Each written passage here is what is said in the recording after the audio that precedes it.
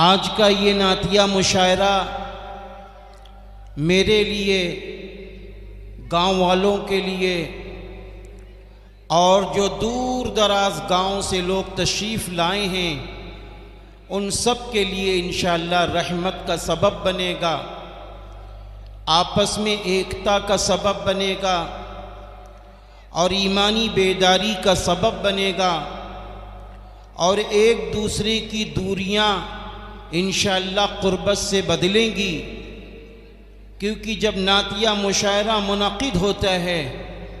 तो नातिया मुशायरे के अंदर जो पैगाम दिया जाता है वो पैगाम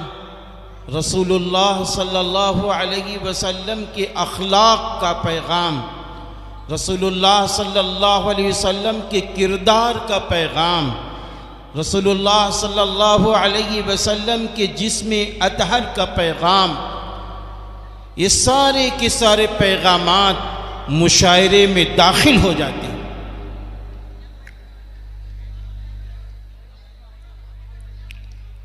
मेरे भाइयों,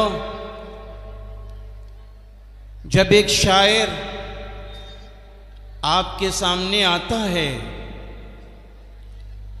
और वो नातिया कलाम सुनाता है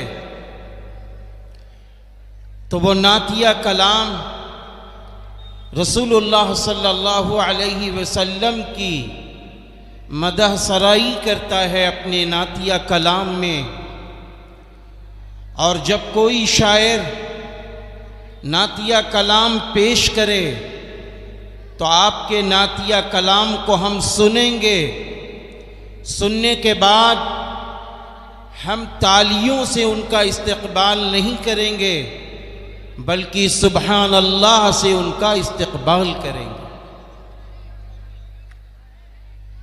इस बात को भी अच्छी तरह याद रखना, क्योंकि नातिया कलाम ये वो कलाम है जिसको मेरे और आपके महबूब नबी ने पसंद फरमाया है।